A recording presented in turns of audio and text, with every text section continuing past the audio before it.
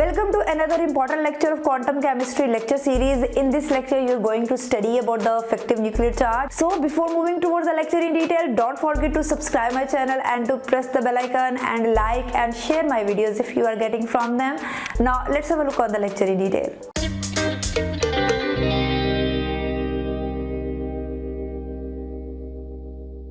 जब हम affective nuclear charge की बात करते हैं तो हमने अपने प्रीवियस लेक्चर में देखा कि एक एटम के स्ट्रक्चर में न्यूक्लियस को इलेक्ट्रॉन्स ने सराउंड किया हुआ है और फोर्स ऑफ अट्रैक्शन प्रेजेंट है between the nucleus and between the electrons. और जैसे जैसे एटम का स्ट्रक्चर बढ़ता जाता है ये फोर्स ऑफ अट्रैक्शन कम होती जाती है due to the presence of inner electrons जो कि आउटर मोस्ट ऑर्बिट के ऊपर न्यूक्लियस के पॉजिटिव चार्ज का इफेक्ट उतना फील होने दे रहे जितना इन एक्चुअल फील होना चाहिए।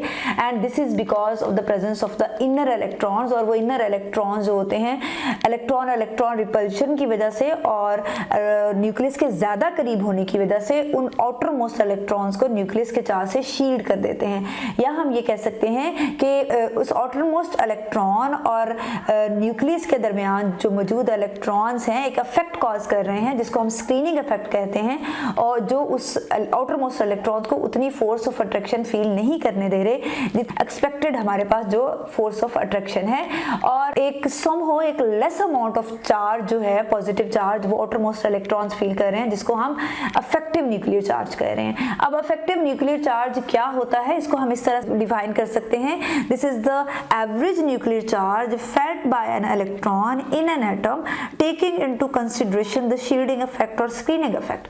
मींस एक ऐसा न्यूक्लियर चार्ज है जो कि एक्चुअल में आउटर मोस्ट के शेल के इलेक्ट्रॉन्स फील कर रहे हैं because of the presence of a shielding और स्क्रीनिंग इफेक्ट। अब हम जब इफेक्टिव न्यूक्लियर चार्ज की बात करते हैं हम लोगों ने एक डायग्राम देखी थी पिछले लेक्चर में जिसमें जो हमारे पास Ze था इसको हमने Z इफेक्टिव से रिप्लेस किया था।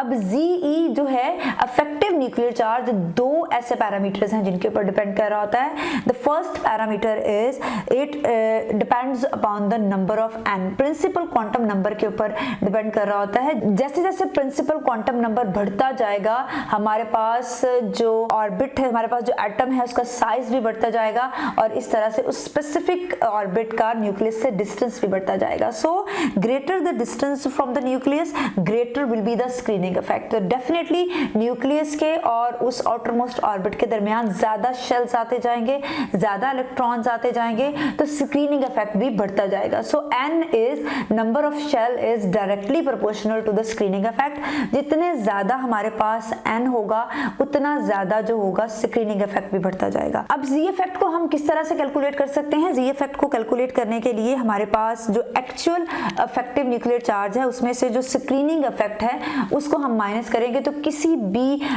शेल के ऊपर जो इफेक्टिव न्यूक्लियर चार्ज है उसको हम कैलकुलेट कर सकते हैं। For example if we have to calculate the effective nuclear charge on N2 of the sodium तो हमारे पास सोडियम का एटॉमिक नंबर 11 है।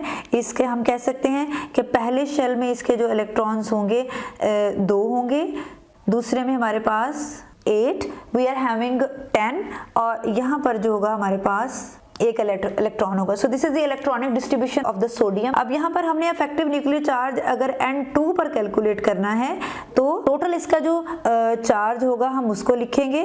टोटल Z के ऊपर चार्ज जितने इलेक्ट्रॉन्स हैं उतने ही प्रोटॉन है दिस इज द 11। और स्क्रीनिंग इफेक्ट हम देखेंगे कि सेकंड शेल का क्योंकि हम इफेक्टिव न्यूक्लियर चार्ज कैलकुलेट कर रहे हैं तो सेकंड शेल और न्यूक्लियस के दरमियान जितने भी शेल्स आ रहे हैं उनमें मौजूद इलेक्ट्रॉन्स होंगे उनको हम एड अप कर लेंगे। So there are only 1 shell और उसमें सिर्फ 2 इलेक्ट्रॉन्स हैं तो स्क्रीनिंग इफेक्ट हमारा 2 होगा और इफेक्टिव न्यूक्लियर चार्ज जो हमारे पास आएगा दैट विल बी 9।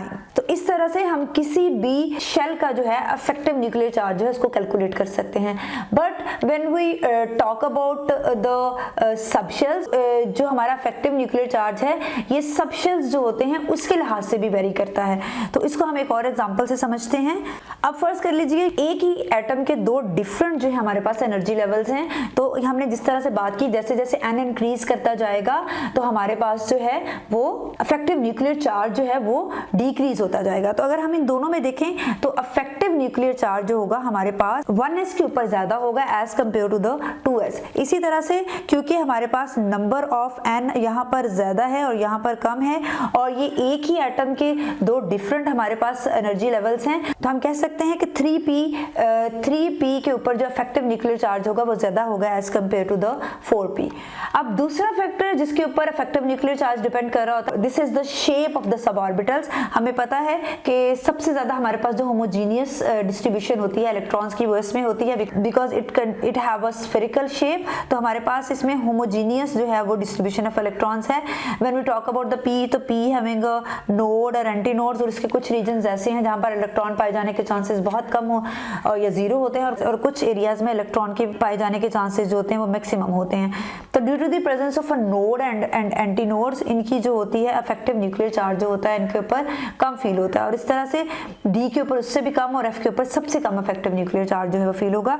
तो अगर हम इनकी एग्जांपल लें 3s और 3p की, जो हमारे पास एक ही एनर्जी लेवल के दो सब एनर्जी लेवल्स हैं, तो s में s इफेक्टिव न्यूक्लियर चार्ज को ज्यादा फील करेगा as compare to the 3p। यहाँ पर एक एग्जांपल है, इस एग्जांपल में अगर हमें ये कहा जाए, अब इस एग्जांपल में अगर हमें ये कहा जाए कि इन सब ऑर्बिट्स को इंक्रीजिंग zf के हिसाब से अरेंज करें या डिक्रीजिंग zf के हिसाब से अरेंज करें, तो हमने दो रूल्स पढ़े। पहला रूल ये था कि जो हमारे पास zf है ये डिपेंड कर रहा है नंबर ऑफ n पे, जैसे जैसे n इंक्रीज करता जाएगा zf जो है ये हमारे पास कम होता जाएगा।